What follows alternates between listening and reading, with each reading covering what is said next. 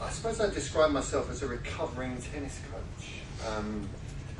So let me just tell you a quick story about what brings me here. It wasn't long ago that I remember hitting tennis balls with Louis. Seems like yesterday. That was in a place called Muswell Hill. Before then, I started really getting in. Originally, I was into table tennis and really liked it, but thought, no, tennis is the game for me. So at 15, this coach shall remain nameless, although some of you might guess who it is, but I had coaching from a world-class coach who was actually working, I believe, with Steffi Graf at one time. And I was really excited. My dad was paying, I think, in those days, £25 an hour, which is quite a lot. You know, it's going way back, because I'm only, what, 33, so... Yeah, that's yeah. That's when you're born, isn't it? Yeah, exactly. So, you know, I was pretty pleased because I had this world-class coach round the corner from me. 2 years later, I gave up the game because compared to all of his other great players, I was no good. I had no confidence at all. When Andy was talking about baggage, totally related to it. I've still got some of that baggage, definitely from my first coach. Thank you.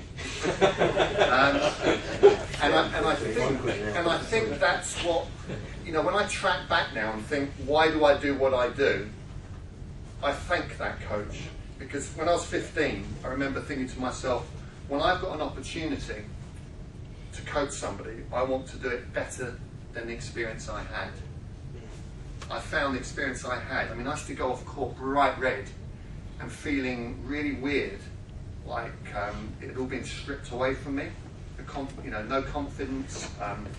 The guy actually phoned my mum and said, "Can you tell me, Mrs. Rave, why your son hits the ball in the net so much?" And I thought, this is a world-class coach asking my mum these sort of inane questions.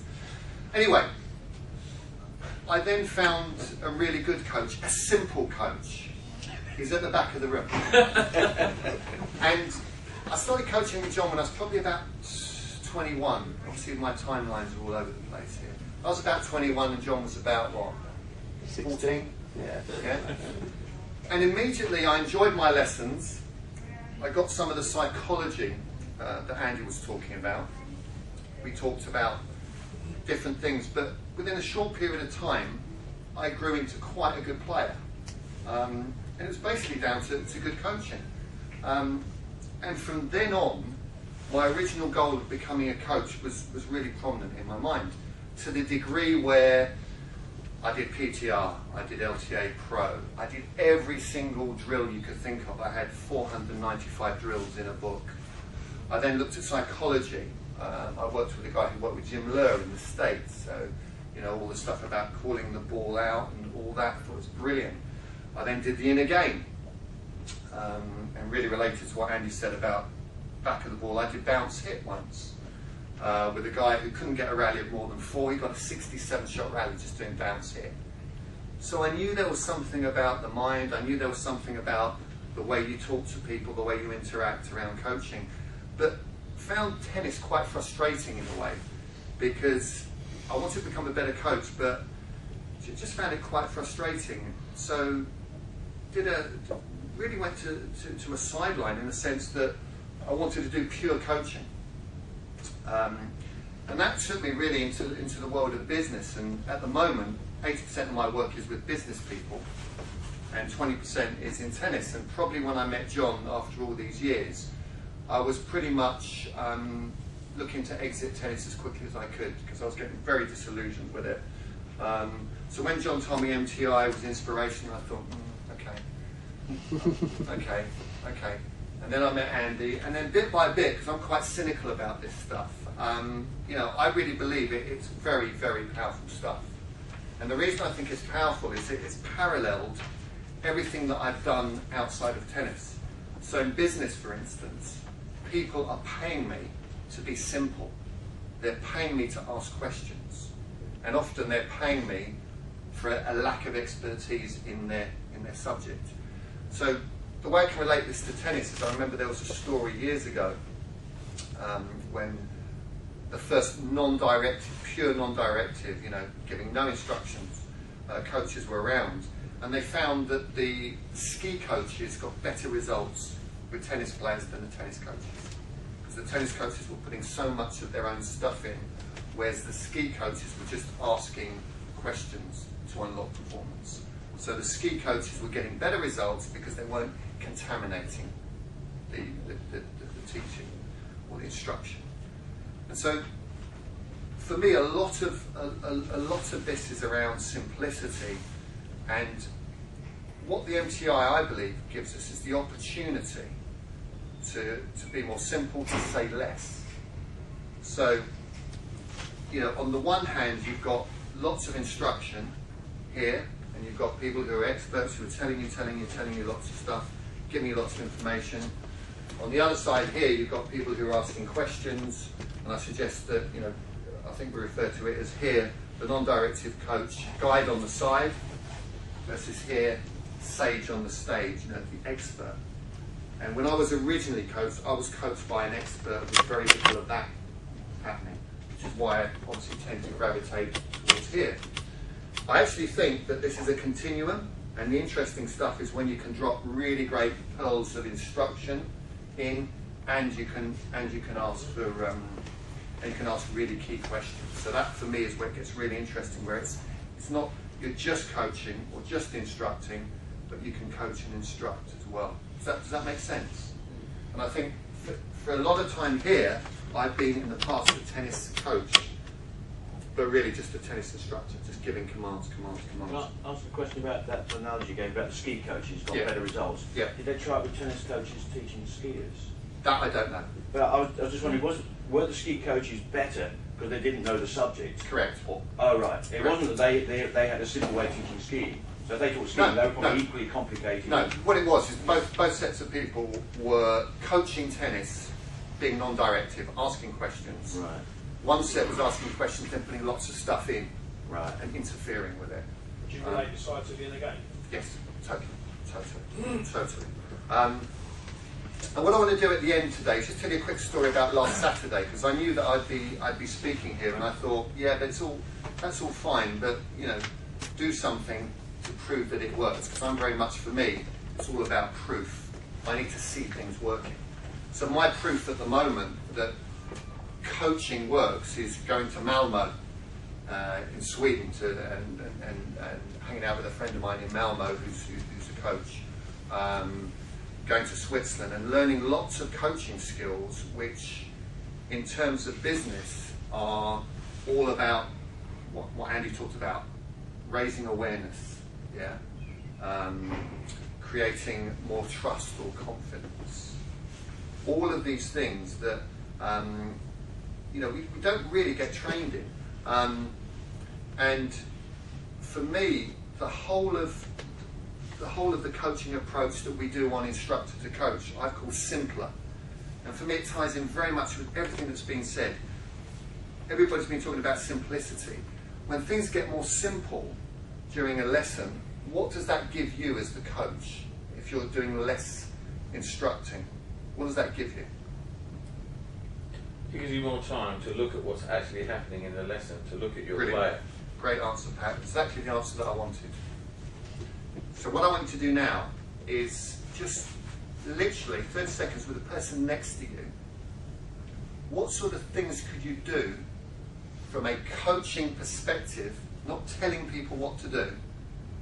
And those of you who've been on Module 5 will know some ideas about this, won't you, Jamie? What can you do?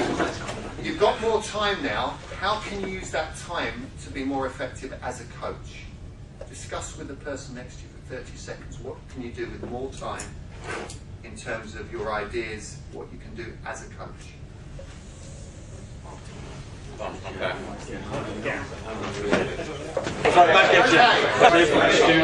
Well, we have 2 or 3 coaches in the class. Why are they here? Hopefully I can fulfill their needs. So how much is it? You asked what they want. Sorry, I'm not sure why now. We don't necessarily work here. It's not far from here. We think it'll be worth satisfy their needs. We just want to be able to get them all in court so they can play with their family on holiday. So I'd ask them those questions. I'd find out what they want and what their realistic expectations are. And then it helps you work. Okay. Thank you. That's what it's all about. And thank you again. Telling them what to do is. I just overheard over here, I think you were talking about, well, you tell me what you're talking about, some of the things you can do. We're talking about that if you keep instructing players that actually, if you're talking about technique all the time, then it's going to be quite negative, and it's going to be a negative outcome because you're always looking, no one's going to get everything right straight away, so you're going to be technical all the time. There's not going to be any discovered learning. They're not going to have much fun, and actually there's not going to be much hitting time because most of the time we're telling people what you're doing. Correct. And I think at this point, you know, one of the elements of being a pure instructor is the danger is you become a fault finder. Somebody walks on court, they've got a bit of things. What do you think of their backhand? You know, they could be doing that, couldn't they? I'm not so sure about that. And you end up just, you know, a bit. I've got a quote here which I think is sort of interesting in terms of instructor from the internet. Definition of an instructor is a pre-trial phase of an investigation led by a judge. And I would suggest that the more you get into instructor mode and tell, and I'm right, and I know it because I've been teaching for 20 odd years, the more you're likely to be going down that critical route. And certainly as somebody who's experienced that, I mean, from a personal point of view, there's probably, if I wanted a lesson now, given my background, what I've told you, I would go to Jamie. And one of the reasons I would go to Jamie is I know, because I've seen him in action, that he's one of the best people at what? What's Jamie brilliant at? Encouraging, praising. Encouraging, praising. Smiling. Smiling. And so all of that stuff that I didn't have, you know, that's what I get from Jamie. You know, and in my notes here, you know, I've got stuff that, I don't know if you've come across the Carol Dweck. Carol Dweck. She talks about a growth mindset versus a limited mindset. And part of what she talks about is a 5-to-1 appreciation to criticism. And I've got a quote here: the human mind thinks more rigorously and creatively in the context of genuine praise. And I really believe that to be true. And I think part of our role as coaches, and this builds exactly on what Andy was saying, exactly what Andy was saying is simple language, but it's also spotting things that are working in a little way. And when people come on call, rather than saying, you're not an athlete, you know, you should be doing this, should be doing that, start spotting what they are doing. So, you know, my acronym for the coaching process in Module 5 is simpler, and the S stands for signs of progress. So one of the things that I've been doing for the last 9 years is working with kids with dyslexia, dyspraxia, and all sorts of other named learning labels. Some of them have got huge files, and I don't look at the files, and I can't teach them anything technical because they don't get it. So I've got to be super simple, and I spend a lot of the time saying, that was excellent, well done. Notice what you did there, copy that. So I give them instructions, but most of the time it's building a relationship. And as an instructor, I question how you can build a relationship. As a coach, you're looking to build relationships. So you're looking to find out what their goals are. Does that make sense? Yeah. So for me as well, you know, we talked about awareness, choice, and confidence. For me, these will all happen as a result of conversations. So what I find, for me, the convincer, is that I go and get paid to have these conversations with business people. And yet, for years, I wasn't doing this on the tennis court. So the more I start to blend, you know, the MTI philosophy and do coaching, the more results I get. How am I doing for time? Well, you got the feet. Okay. So, I mean, one of the things that I thought on Saturday was, okay, so if you're this, you know, great coach and, you know, you get these 6-figure sums for coaching, what's it like on a tennis court? So I was coaching on Saturday, and first lesson I did no coaching at all. I was purely here instructing, telling them what to do, telling them what to do. But the way I justified it to myself was that I chose to do that because they were 6 years old, and they needed to be told stuff like, listen. And, so, there's an element where you can't just coach anybody. Then I had a 10-year-old pupil called Sam, who's really, really great hitter of the ball. Really great hitter of the ball. He can top spin both sides, very strong physically, runs around, gets 20 shot plus rallies with him. So I thought, I'm going to try my own questions out that I gave out on Module 5, see if they work, so that I get this fresh feedback.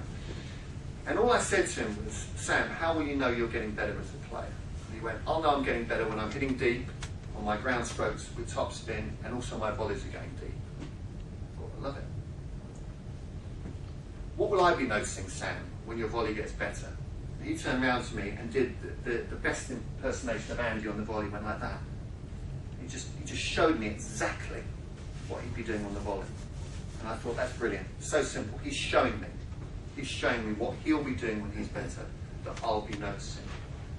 And for me, a lot of coaching conversations are around the interactions between myself and the pupil, but also unlocking the pupil's mind for how they'll know they're getting better, how an observer will know, and starting to link that all together.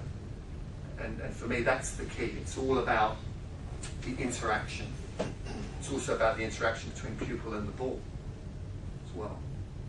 But for me, it's very much about asking questions and doing other stuff that helps coaching. Has anybody read the book Nancy Klein, 10 Thinking Environments? Really good book from the point of view of coaching, because it talks about the environment that you can create to be a great coach. And one of those is ease. And what we all tend to do, and I'm doing it all the time, is we rush people. And often people need time. So, when I'm working with these business guys, I'm thinking, why are they paying me this money? That's my internal dialogue. It's not working great. And ask them, and they say, it's because you help me think clearly. And I believe that's one of the things that we do when we have a coaching approach with a simple. Why am I always looking at you when I'm saying simple? The word simple. Simple. Okay, simple. But I think the two combined can be very powerful. I remember John telling me a story that he went off to a coach and had some lessons and discovered something. Was it forehand or backhand? Discovered something, didn't you, John? Well, backhand, yeah. It was your backhand. And he came back and he said to his dad, I've discovered this on my backhand. His dad said, well, I've been telling you that for years. And that's the difference. The difference. We can be told stuff. But asking people to make choices, asking people to make decisions, asking people to think for themselves is where the coaching conversation comes in. Because I think too many people are spoon-fed on the tennis court. They expect you to give it all. And part of our role is the psychology, is to make them think. I'm always saying to people, so, when you're playing well, what are you noticing? I'm noticing a lack of dialogue. I'm noticing this. So for me, spotting things that work is a great starting point. Any questions before actually, no, let's do a quick exercise. Can we do a quick exercise before we finish? And thanks to John, because he said, let's do the exercise we did on the course. Turn to the same person, and often when we ask a question, we get an instant response. Then we ask another question, and we get another response. I think the interesting response is when you get the hesitation, when you get asked a question, you start to, that's tough. So what I want you to do is ask this question until you get that tough response, until somebody's almost struggling to give you a response. And the question is, what makes you already a great coach? Yeah? And then whenever they answer that, so what makes you already a great coach? Whatever they answer, just ask them, what else already makes you a great coach? What else? What else? What else? What else? Yeah? And I'm interested in the 4th, 5th, 6th or 7th answer to that. 30 seconds. And you can make it up if you want. John's only got 2. Already, must be a great coach. If you find out what they want, then you can deal with that more easily. You just carry on doing something when it may not be what they want to do. That's brilliant. Are you still going on what makes you a good coach? I think generally speaking, we really make. And if we had time, we could do a lot with that. In the sense that you could go back to that person and say, for what you've said, you could summarise it, you could emphasise it, you can reinforce it. You could also hypothesise about it by saying, I bet based on what you've said that you're also, because you said, but I'm not good at this. But the fact that you're aware of it and you're doing something about it starts to change it. So just thank each other and thank you. Thank you. Rob, can I ask a really quick question? Yeah, of course you Just can. out of interest in the real world, dictatorship this side and free flowing, free-flowing this side. Yeah. What happens in the real world with, I'm talking, go to Agassi. Agassi's dad was this side, and I know like a lot of Russian players, the coaches are this side. Yes. So Yes. how many? What do you think the percentage is on how many players are getting produced from this side, and how many players are getting produced by the? Right. Just out of it, I've got no idea. I just want to throw it out my there. guess is that a lot of whereabouts are you from? Serbia. Oh, Serbia. Okay. My guess is a lot of Eastern Bloc are there. Yeah. My guess is not that many people are here. Okay. But if Agassi or if Murray walked in this room and said, I want a lesson with all of you guys, how much instruction could you do? You'd have to be here. Yeah. You'd have to be here to add any value. And I was going to say, I wonder how many of us are either there or there. If you My took a sense survey is- in the room, Yeah, well, I where think would you- you see? Huh? You do a bit of both. Yeah. You play safe, you mean? Right. Yeah. I actually think you learn a lot more. Personally, I learn a lot more here On that side, yeah. because you're taking a risk here. Yeah. You're asking questions that you don't know the answer to. So one thing, Rob, is I've noticed with a few players is I learn more about the players out of the environment. Yeah. Because they obviously don't feel at ease.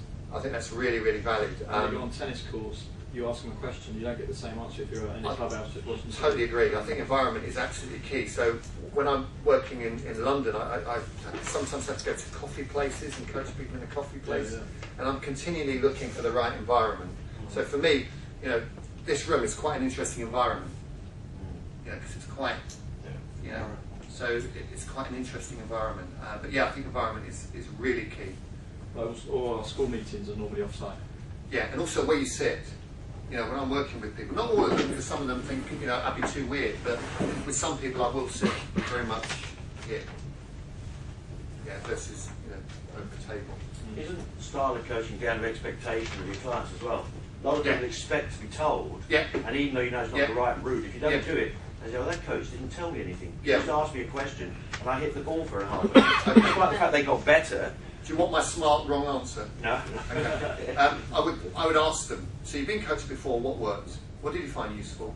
Right. Yeah? Build on that, and also say, with some people I don't coach them, because they want instruction, or they want somebody to hit with.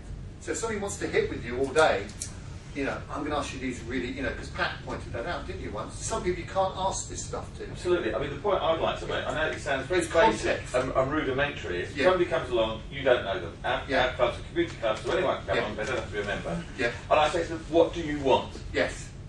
Yes. I ask them, and I say it like that, what do you want? And then I just shut up, don't say anything. That's brilliant.